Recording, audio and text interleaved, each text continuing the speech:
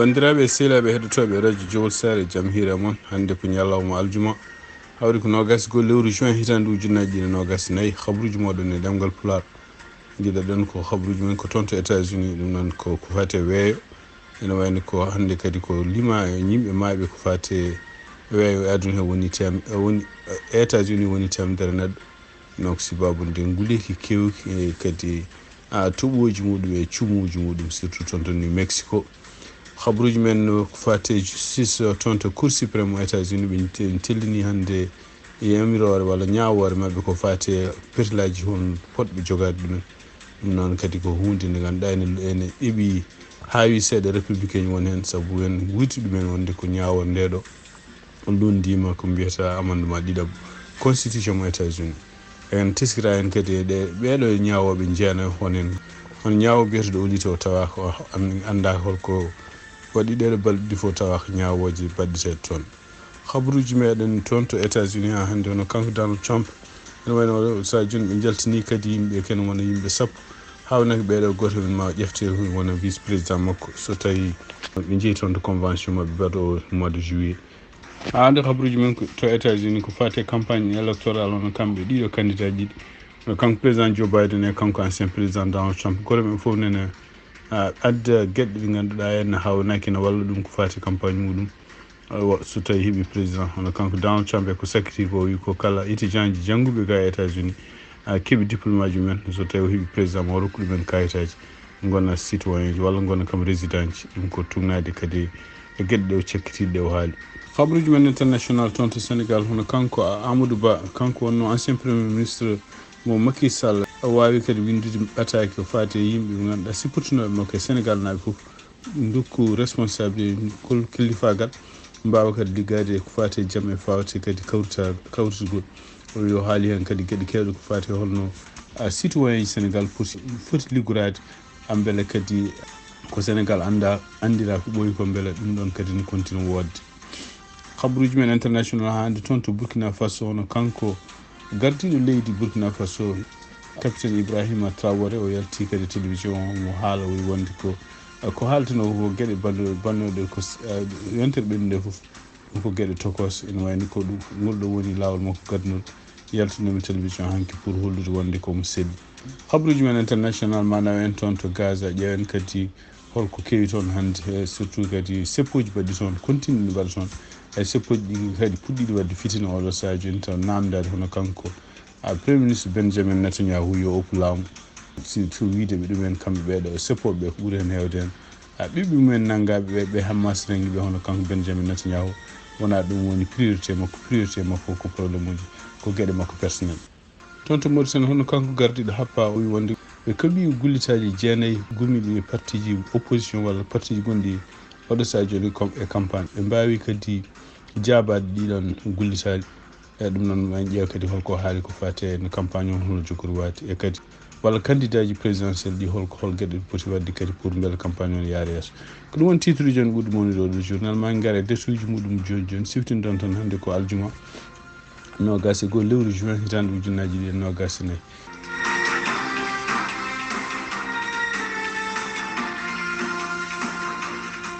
bandiraɓe sehilaɓe heɗotoɓe radio jowol sare ko adi foof koko fate weeyo ko siftindon tan ɗiɗo ñalawmaji walla ndeɗo yontere fof yontere aronde hawnaki nguleyki ko tampini yimɓe ɗo e États-Unis ɗum noon wona États-Unis tan ko aduna o foof d' abord toon to hajju ko lima hande yimɓe maaɓe ko fate nguleyki yettima kadi wona ujunere temedde ɗiɗi ɗum noon kadi ɓe mbi wonde ko nguleyki ne jeeya hen kadi ko won hen kadi won leyɗele ene jeeya hen no gardini hen kadi wona gargol organisé ko bon arɓe tan goni nokkuji taw ɗo nokkuji ɗo goni ɗo ene yimɓeɓe ɓurtima ɗum doole donc ko ɓuuri hewde e maaɓe he oɗo saha joni koko wayno Indonésie ko wayno Égypte ko wayno Jordanie en e leyɗele arabe ɓe takki ɗon donc ɗum ɗo foof ko nguleyki kadi ne addana yimɓe dañde ko mbiyata crise cardiaque ɓerɗumen darade walla yiilede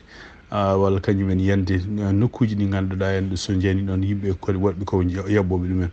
donc ko ɗum kadi ko hunde waɗore hitande foof kono ndeɗo hitande sibabu nguleyki no wayi hewde ni ɗum ko hunde addini yimɓe caɗele ɗe ga États-Unis kadi waɗi hande ken wiye temedere neɗɗo ɗum ko yimɓe limaɓe maayi sibabu nde nguleyki kadi en non seulement waɗi wonto nguleki woni en waɗi kadi wonto tuɓoji godi kadi ha bonni won nokkuji ko wayno Florida en waɗi kadi wonto cumuji kadi mbaɗi ha heewi ko wayno New Mexico. ɗum ɗo fof ko gueɗe ɗe ganduɗa oɗo sadio noon laamu ngu en continue sifade ɗum ɗo ko gueɗe ko sifaji ko mbiyata changement climatique. ñalawma janggo e ɓaawa janggo hawnaki ngata nguleki yette ken ɓuura temedere degré donc balɗe tati ɓennuɗo en sinama toon to banggueji ko wayno Nevada en ko way Utah en Texas en won nokkuji ɗo yetti ken wona temedere sappo e jeeɗiɗi degré Fahrenheit. ɗum noon ko nguleki ɓurtigu ɗum feewi. toon to New York kadi ne wayno ko janggo kadi ɗamina nguleki ma tampinton yimɓe no feewi. ɗum noon ko ñande samedi ñande dimanche hawnaki ñande altine talata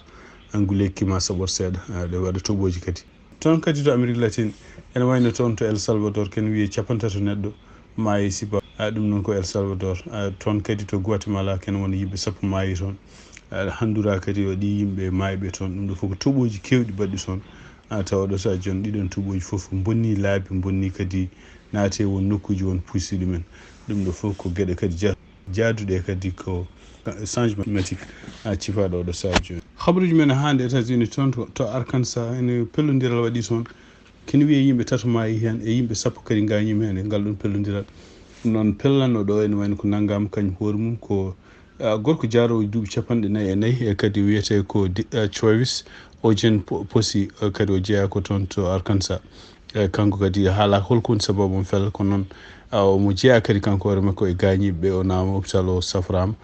kono mo ɗamina mo adde balɗe garoje ɗe en mo adde toon to tribunal pour ene wayno komo takka gueɗe tati ɗe en kadi ko mbiyata ko omo teyi omo jogui anniya warde yimɓe. ɗum noon kadi ko ɗum woni ko haalata ɗum donc pellodiral felloɓe tan e nder ko yimɓe to goni oɗo sadio e nder ndeɗo hitande tan yettima ken wona 234 neɗɗo pellodiral. ɗum noon ko hitande ujunnaji 2024 he tan tugnade kadi e statistique gommiɗi ko fate en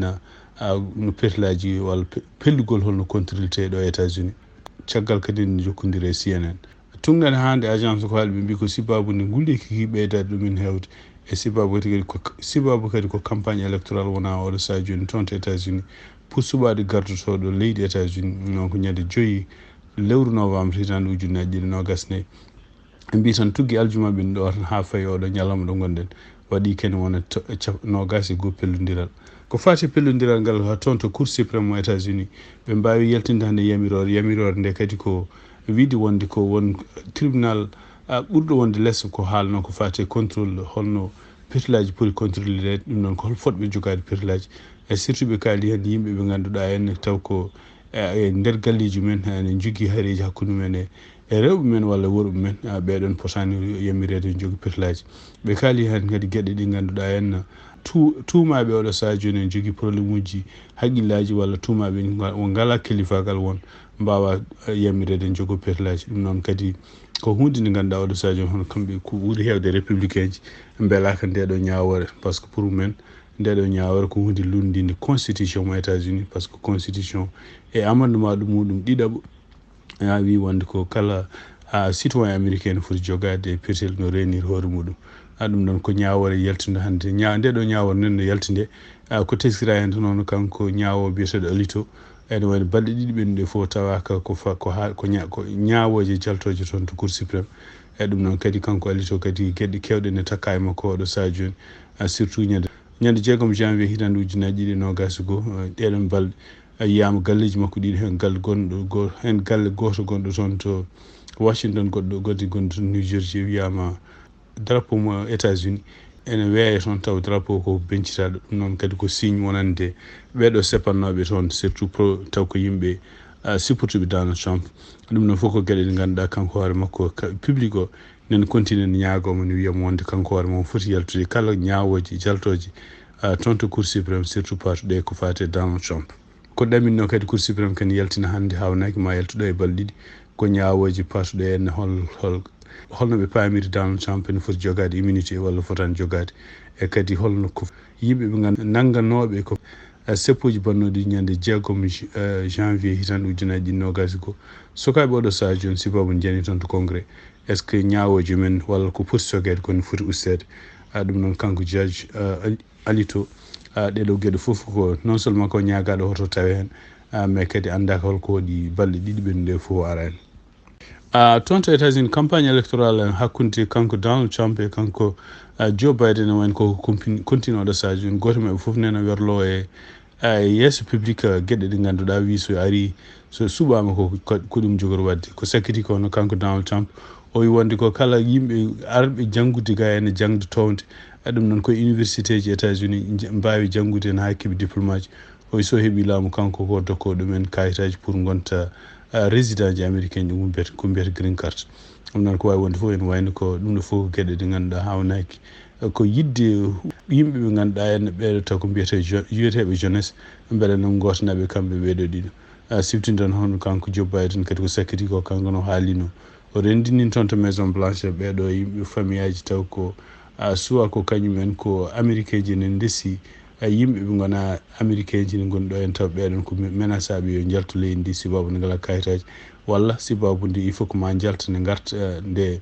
mbawa artirede sibabu nde resɓe ɗumen ɓe walla ɓe ndesi ɓe ko américain ji donc kanko président Joe Biden o rokkini yamirore walla waɗi yamirore makko pour wonde ɗum ɗo fof yo nattu ɓeɗon yo dakke chance keddoɗo e leydi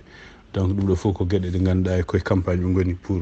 heptude haqqillaji yimɓe ko surtout koyne sukaɓe hande ko fati campagne électorale toon to États-Unis hono kanko Donald Trump hollama oɗo saha joni hakke yimɓe sappo ene gone liste ɓe ganduɗa hawnaki mo ƴeftu goto men pour wonde vice président makko donc ene jeeya ɓeɗon limaɓe oɗo saha joni hono kanko biyeteɗo Doug Burgum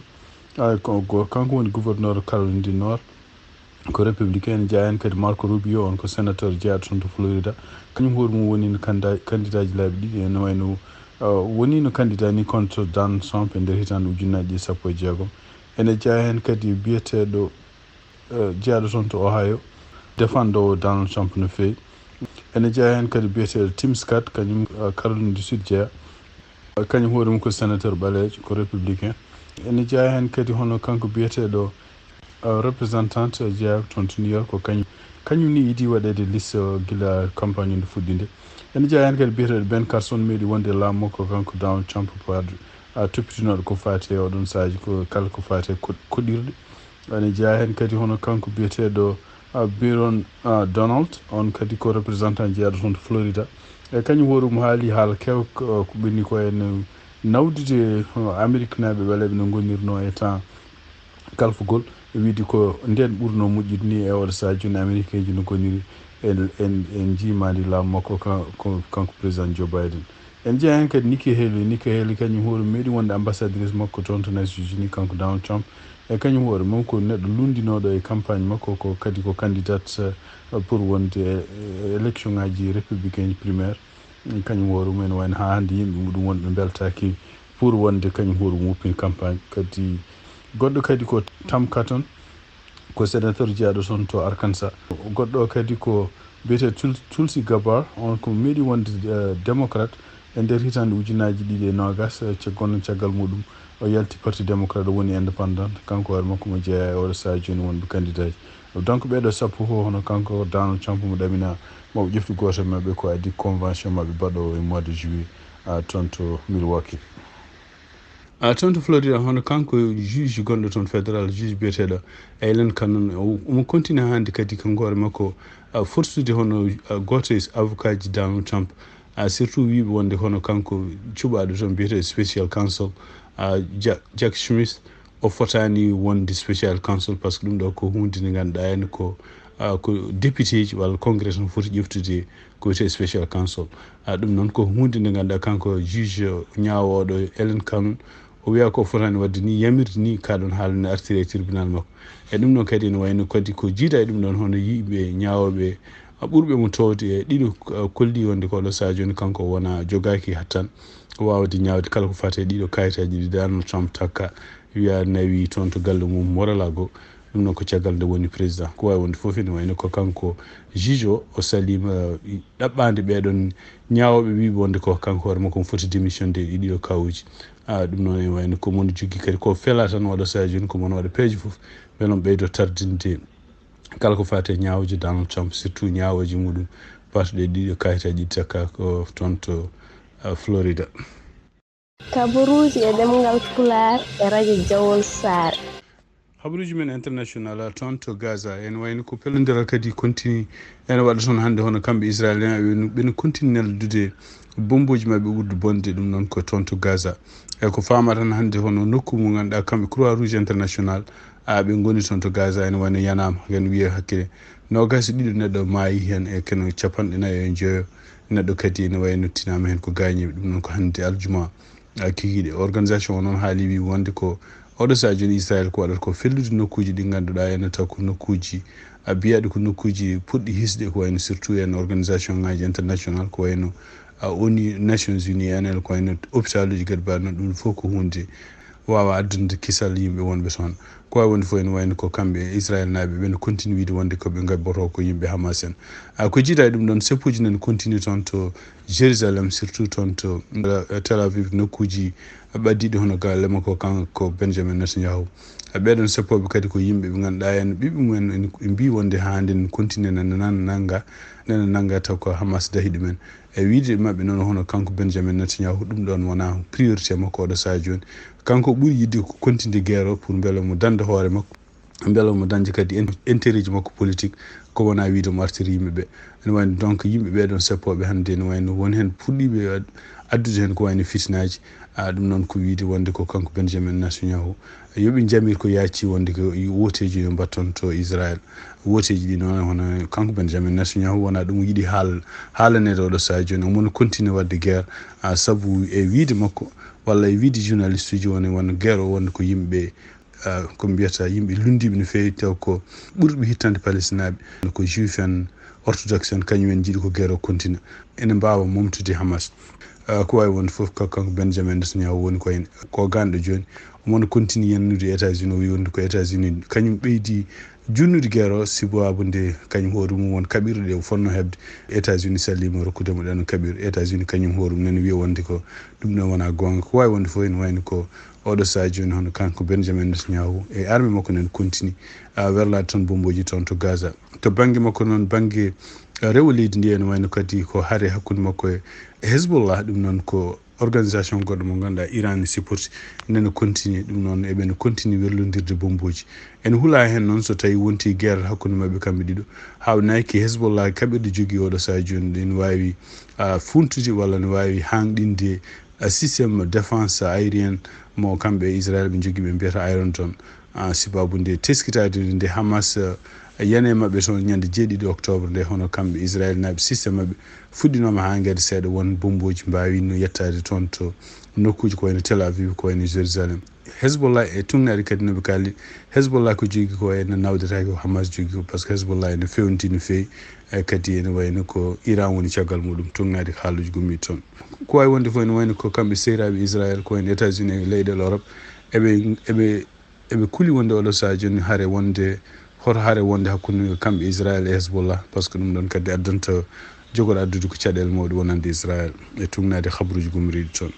habaruji men international hande toon to Sénégal hono kanko Amadou Ba ko kanko wonno premier ministre Macky Sall kanko wonno premier ministre cakkitiɗo mo Macky Sall hadde makko hade mabɓe yaade campagne électorale ɗum noon ko woteji suɓade e laamotoɗo toon to Sénégal woteji ɓennuɗi e nder ɓataki mo huccidin ɗum e yimɓe Sénégal naɓe yimɓe surtout kadi supportinoɓe mabɓe o haali wi wonde ko oɗo saa joni darde mabɓe foti wonde ko jogade kalifagal jogade kadi miijo wonde siftorde wonde ko leydi Sénégal ene jogui tarik muɗum andira wonde ko leydi ndeñƴi andira kadi ko leydi ɗo kaldigal wawi wonde o wi donc yimɓe ne mbawi haaldude mbawa wostodirde goto fof ko miiji taw wona ene kutoro en gueɗe ɗe ganduɗa taw fitine woni hen ɗum noon kadi o wi ko kala ko woni fitini ko hunde fonde oppede donc yimɓe ne mbawi wasde nandude miijoji taw kañum koyemen mbawi hutorade kaldigal beele mbawa reglude ɗiɗeɗen caɗele Amadou Ba noon e wayno ko wi wonde ko kala ko fati débat ɗiɗoji politique oɗo saa joni ɗiɗon débat ji gon débat ji kaaloji gueɗe ɗe ganduɗa bawɗi wallude leydi Sénégal e bawɗi wallude Sénégal naɓe foof hutorade haqqillaji mumen hutorade kaldigal e kadi wawde garantise kala ko woni droit ji kala ko woni haqqeji innama ade toon to Sénégal o haali kadi hol fayida gonɗo kadi nannude sukaɓe nannude rewɓe kadi nannude kadi diaspora e nder kadi ko wiyete en gueɗe ɗe ganduɗa ene kaldigal tikkuno kene wayla kene ɓeydo waylude leydi Sénégal donc o haali kadi o wi wonde ko kala ko woni liberté ji gonɗi toon to Sénégal e kala kadi ko woni ressource uji naturel gonɗi toon to Sénégal ene foti wallede pour ha yimɓe Sénégal naɓe fof pota hen ɗum kadi o wi wonde ko kala ko woni kisal e ko woni dayre ko ɗum wawata wallude ɓamtare toon to Sénégal donc ene woni ko kanko Amadou Ba ko kanko woni gonnoɗo deuxiéme caggal nde woteji mbaɗi toon to Sénégal woteji dawji yiya hen ko kanko Bassirou Diomaye Faye ko kanko gañino ɗiɗon woteji. Habruji men international hande toon to Burkina Faso hono kanko capitaine Ibrahima Traoré o ari toon hande to radio télévision mo Burkina Faso ɗum noon ko télévision jannanoɗo ñande sappo e ɗiɗi lewru juin ɗum taw obini werla toon o ari kadi haldude personnel liggoto toon o kadi wawde tinnude ɓerɗu men e gueɗe ɓennude yontere ɓennude nde donc ɗum kadi ko caggal nde kanko capitaine Ibrahima Traoré o wawi kanko hoore makko ardade jonde ministre uji makko conseil des ministres mbiyata ɗum noon kadi taw oɗon compte renndi hono wakka sera kañum hoore mo wawi wadde compte renndi o ɗum e tumnade kadi kabaruji gumiri toon to le faso darnet e kaali mbi wonde hono kanko capitaine Ibrahima Traoré o yeddi no feewi gueɗe kalisena toon wiyede wonde ko kono kamɓe armé walla yimɓe jeeyaɓe armé konno koye ƴewde wadde kudeta wawde ustude kisal toon e leydi ko wawno wadde toon yontere ɓennude ko yimɓe ɓe ganduɗa en kamɓe Burkina Faso ɓe potani heɗade ɗo ɓeɗon yimɓe par ce que yimɓe yiɗɓe waylude haqqillaji yimɓe waylude kadi dejre wonande toon nde e surtout hen o takki hen galleji jandiyankoji taw ko galleji jandiyankoji jeeyaɗi toon to Europe e kadi ko galleji jandiyankoji o wi wonde ko jomum ko samtoɓe siftindon toon ko kamɓe Burkina Faso e yontere ɓennude nde ɓe mbi wonde ko TV5 taw ko kañum hoorumum ne jeeya e adduɓe habaruji ko fate en haareji gonɗi toon ɗi e mbi wonde ko TV5 men oɗo saha joni koko suspendade kene woni lebbi jeegom e kadi fawama kalis kewɗo toon to Sénégal kene lime ken wona temedere neɗɗo wawi no rendude toon ɗum noon ko aljuma hande rendude kadi pour wadde seppoji men hollude mettere men pour hono kala ko fate liberté de presse jogade haqqe ni haalde kala ko yiiɗi toon to Burkina Faso ne haɗa ɗum noon ko laamu militaire uji gonɗi toon to Burkina Faso haaɗi ɗum noon ene wayno ko kamɓe ɓeɗo seppoɓe mbi kadi ɓe gondi koye yimɓe koreji mabɓe walla yimɓe hono mabɓe en wonɓe toon to Burkina Faso ɗum noon kadi surtout kadi taw ko coalition Sénégal naɓe toppitiɓe défendude droit de l'homme organisation kadi mbiyete Amnesty International ko kañumen gardiɗi ɗon seppoji siftinde on tan ko nder journée ji kaɗanoɗi toon to Burkina Faso won journal goto mo Sénégal lane jeeya hen ɗum noon kadi ne wayno ko oɗo saha joni toon to Burkina Faso e tugnade hande konnguɗi ɗiɓe kaali e mbi ala foof journal walla galle jeyndiyankoɓe walla jeyndiyanke mem cuusɗe haalde habaruji ko fate holko kewata toon to Burkina Faso cekkiterɗen habaruji men international ko toon to Mauritanie e tugnade kadi e agence mauritanienne d' information hono kanko président gomu toppitiɗo ko fate en jeyndiyankal ngom mbiyata happa El Hassan Wul Meddou o wawino fottude jeyndiyankoɓe o haali kadi o wi wonde ko nden oɗo goomu wawino hebde ɗaɓɓale walla gullitali jeenayyi e ɗiɗon gullitali kadi kamɓe koye mabɓe kamɓe organisation ɓe mbawi réglude ɗiɗon gullitali ene wayno ɗiɗon gullitali ko guila campagne o fuɗɗaki hono kamɓe parti ji politique gonɗi toon surtout candidat ji gonɗi toon hen joyo mbawino wullitade mbi wonde ko toon to Mauritanie ne wayno ko won média ji gonɗi toon ɗi ɗum noon ko galleji janiyankoɓe guila e téléji ha e radio ji surtout galleji ɗi ganduɗa taw ko gouvernement jeeyi ɗum ɗiɗon galleji ene wayno ko wonɓe jingganta wonɓe dokki kadi temps kewɗo taw ne mbawi wadde ɓen ne mbawi wadde hen publicité mumen ɗum noon ko wallude won candidat ji tan walla candidat goto hebde temps mo ganduɗa en taw ne wawi hutorade ɗum pour wawde wadde publicité ji muɗum e ɗum ko ɗum woni koɓe gullitino donc kanko oɗo ene gardiɗo oɗo goomu haali o wi wonde ko o wawi rentinde média ji surtout média ji publique ɗi foof gueɗe ɗe ganduɗa en kala ko fate rokkude candidat ji ɗi chance haalde mumen yo fecce e kadi couverture mumen ko fate surtout actualité e gueɗe mbaɗe noon surtout ko wayno show ji ko mbiyata talk show ɗum fof goto fof yo rokke temps muɗum timmuɗo taw kadi ala ko wiyete jinguere wonde hen ɗum noon ene wayno ko kanko Meddou o wi kadi wonde ko wawi kadi haldude noddi candidat ji foof kañumen koye men yo mbawi profitde e tanguji dokkaɗi mbawa wadde hen gueɗe ɗe ganduɗa ene taw ko gueɗe nafoje surtout ene wawde wallude campagne o yaarude yesso siftinde on tan campagne électoral o fuɗɗi ko ñande 14 lewru juin o gasat ko ñande 27 lewru juin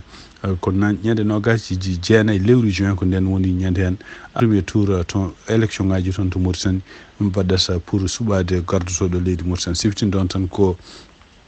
kanko gardiɗo leydi Mauritanie Mohamed Cheikhul Ghazouani omo yiiɗi ƴewde kadi beela mo ardo kadi leydi ndi mandat makko ɗiɗam ene waɗi candidat ji 6 goɗɗi goto men fof yiiɗi ko heptude laamu e junngo makko ɗum noon kadi ko no wawi wonde foof no wayno ko oɗo saha joni campagne ko fuɗɗi toon nder leydi e caggal leydi Mauritanie pour wallude ɗiɗo candidat ji foof goto fof hebde suɓede wote garoji nayyi 29 lewru juin bandiraɓe sehilaɓe heddotoɓe radio Jowol Sare ko ɗi habaruji min jogon noon hannde oɗo ñalawma aljuma 22 lewru juin hitande ujunnaje ɗiɗi e 24 ko musidɗo moon Amadou haaldano on yen mbaala jaam kadi rentidi yimɓe ko fate nguleyki kala ɗo ganduɗon ɗo gonɗo jaaha toon ƴeewe ko pawɗon koye moɗon kadi so nguleyki heewi ƴeewe toujours dogande ɗo ɓuɓri woni toppirɗe kadi jogade ndiyam tout le temps